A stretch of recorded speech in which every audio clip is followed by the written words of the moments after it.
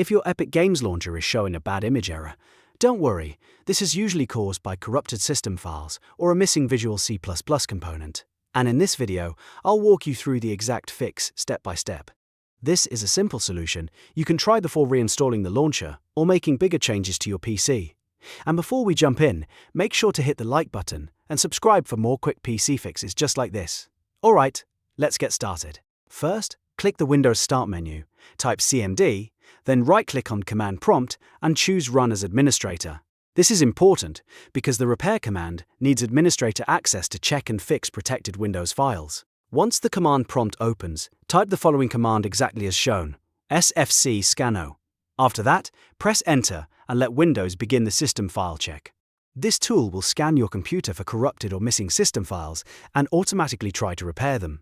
Now just wait patiently until the verification reaches 100%. Depending on your system, this may take a few minutes, so don't close the window or interrupt the process. If the scan finds corrupted files and says they were repaired successfully, that's a strong sign the bad image error may be caused by broken system components. In that case, restart your PC right away so the repairs can fully take effect. If the issue is still there after rebooting, the next step is to install the official Microsoft Visual C++ runtime packages. These files are required by many games and launchers, including Epic Games Launcher, and if either version is missing or damaged, you can run into bad image errors or startup issues. Go directly to the official Microsoft Visual C++ supported downloads page from Microsoft. Be careful to use the official Microsoft page only, since you want the legitimate installers for your system. On that page, download both versions of the installer.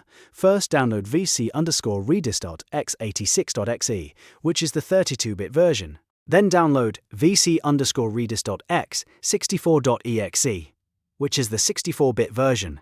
Even if your PC is 64-bit, both of these can be important because modern systems can still run older components that rely on the x86 package. Once both files are downloaded, run the first installer. If you see a repair option, click Repair. If you only see Install, go ahead and complete the installation. Then do the exact same thing for the second installer.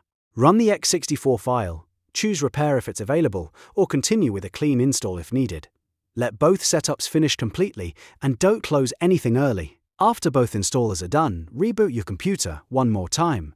This final restart helps Windows register the repaired and newly installed components properly, and it often clears up the Epic Games Launcher bad image error for good. After your PC turns back on, try opening Epic Games Launcher again and see if the issue is gone. In many cases, these two steps, repairing system files and reinstalling Visual C++ Redistributables, are enough to fix the error without any extra troubleshooting. If this video helped, make sure to like and subscribe, and I'll see you in the next one.